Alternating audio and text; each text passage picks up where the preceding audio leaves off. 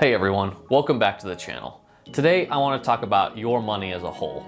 How much do you have coming in and where is it going? How much do you have saved and how much do you owe?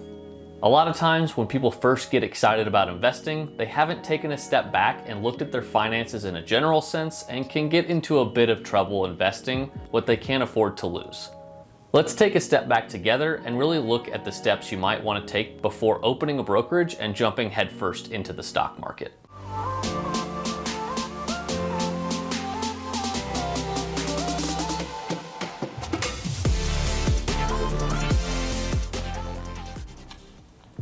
First things first, you probably know how much money you make a year, right?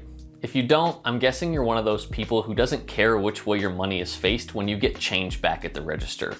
Which means we may not be able to be friends. Sorry. Anyways, I'm guessing you know how much you make, but do you know how much money you spend on useless stuff every month? The first step to anything, including investing in the stock market, is having a solid foundation.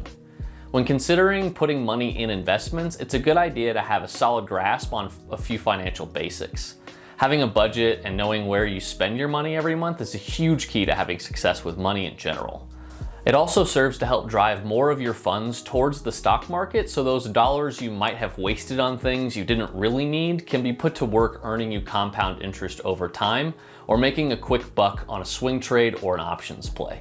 My advice before you start YOLOing money at meme stocks would be to download a budgeting app and start tracking what you spend every month without changing your habits. After I did this for a month, I discovered I was way overspending on junk food and snacks at gas stations and going out to eat too much at restaurants. I made an effort to cut back significantly in these areas and was able to save an extra $400 a month. How nice would it be to have an extra $400 a month to put towards investing? Or towards paying off high interest debt that you never thought you were going to get rid of? I was able to get myself out of all of my debt except for my mortgage in 1.5 years once I started paying attention to where my money was going.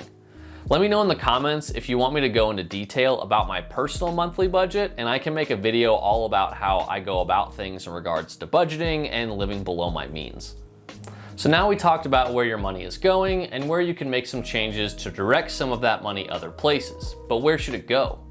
The other thing people constantly overlook besides where their money is going is not having some set aside in case there is an emergency.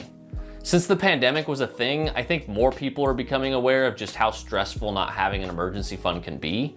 If you haven't thought about it, take a minute to consider what would happen if for any reason you were unable to produce an income at your job you are currently working at. How would you survive? Or even less dramatic than that, what happens if the motor in your car blows up 3 days after the factory warranty is up and you never took the phone calls from those car people with the extended warranties seriously? For real though, life does happen and it will happen to you sooner or later. I personally have 6 months of cash in an account that I can access to deal with serious problems when they arise. Having anywhere from 3 to 6 months worth of expenses can literally change your whole outlook and attitude when things go wrong for whatever reason. Having an emergency fund in cash is something not everyone chooses to have, and that's fine. If you don't want to have cash sitting around not earning you money, some people's strategy is to put their emergency fund into solid ETFs or index funds so that they are getting a return on that cash. Just know that markets do go up and down, and if the market is in a slump when you're in an emergency, you might have less cash on hand if it's sitting in the market. The important takeaway here is that having some kind of buffer between you and your air conditioning going out in the middle of summer is probably a good idea. Now let's take a quick look at how much you owe. Like I said earlier, I only owe on a mortgage. I do use credit cards, but I pay the balance every month so I don't get hit with huge interest rates. I've never had a student loan, and my wife and I both own our cars. Honestly, we are kind of weird compared to a lot of people when it comes to that. But hey, we like it. Take some time to write out the debts you pay every month and how much total debt you're carrying. If you don't know how much total debt you owe off the top of your head, you might be carrying way more than you actually think.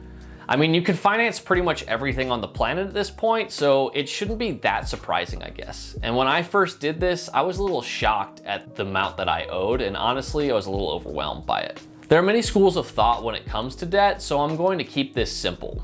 In most situations, debt is a liability. The things you have because of that debt, like a car you're making payments on, is an asset. The biggest problem with credit card debt is that the credit card company doesn't have any interest in coming after you for the things you bought with the credit card.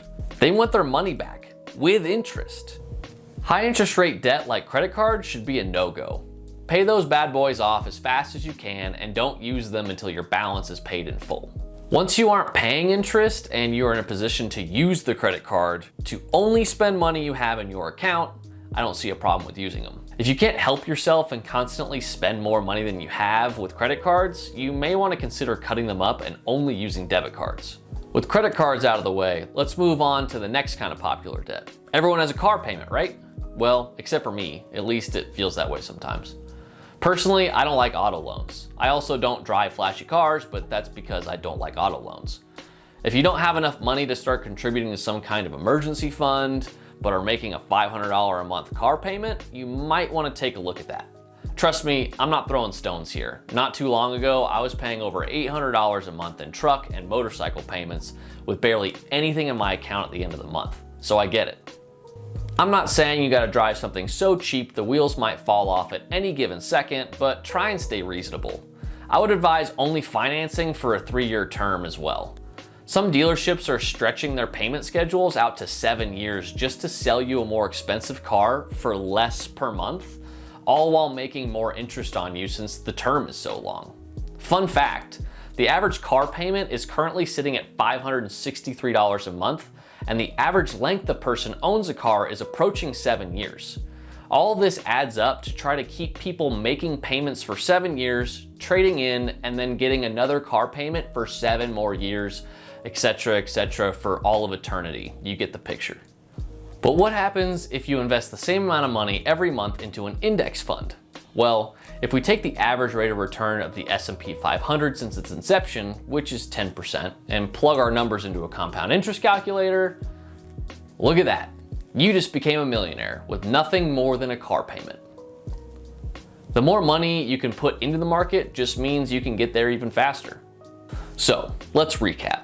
You have to walk before you can run, and getting a handle on your spending habits can do a lot to stabilize your finances and is a good start to build a solid foundation when it comes to personal finance.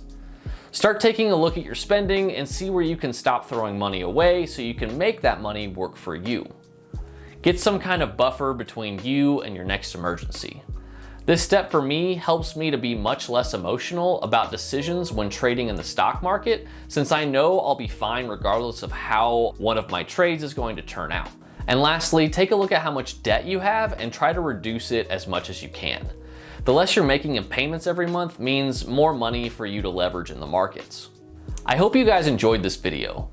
Please leave a like and comment down below or share this with someone you think it might help. As always, I encourage you to check out our website in the description. If you want a chance to test our app that is in development, you can get on a waiting list there. You can also sign up for our newsletter to get access to some good plays to make in the markets. Don't forget to check out our Facebook group, which is also linked down in the description. That's all I've got for you guys today. I'll see you all in the next video. Take care.